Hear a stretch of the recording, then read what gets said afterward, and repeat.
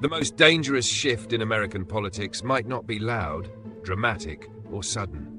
It could happen quietly, through small rule changes, tilted institutions, and a slow concentration of power that leaves the system looking democratic on the surface, while operating very differently underneath.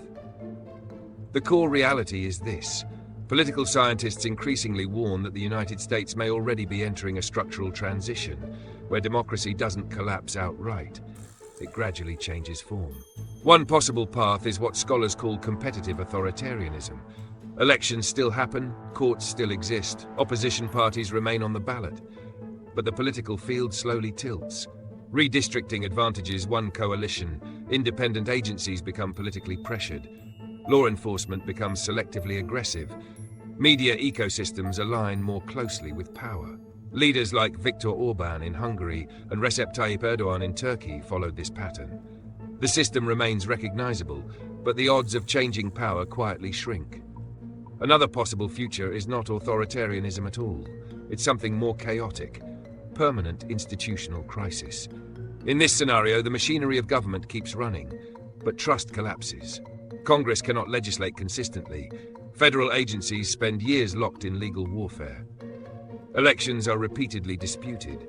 Each new administration dismantles the policies of the last. Analysts often compare this dynamic to unstable democratic periods in countries like Italy, or transitional moments in Brazil. The result is a country technically democratic, but trapped in endless political turbulence. Now here's the part that rarely gets reported. Democracies sometimes move through intense stress and then rebuild stronger. American history already shows this pattern. The fallout from the Watergate scandal produced sweeping reforms and stronger oversight of executive power. The devastation of the Great Depression forced structural changes that reshaped government and economic regulation. Under a renewal scenario, crisis triggers reform. Stronger election protections, new limits on executive authority, tougher anti-corruption rules. The system bends, then reinforces itself. But there is a fourth possibility that analysts increasingly discuss behind closed doors. It doesn't involve collapse at all. It involves fragmentation inside the Federation itself. The United States could remain one country, while operating as dramatically different political worlds depending on geography. Some states expand voting rights while others restrict them. Some pursue aggressive climate policies while others dismantle them. Immigration enforcement, education standards, reproductive law, and gun policy diverge widely across state lines. Scholars sometimes call this policy secession. Historically, the country has looked like this before. Under the Articles of Confederation, the central government was weak, and regional authority dominated.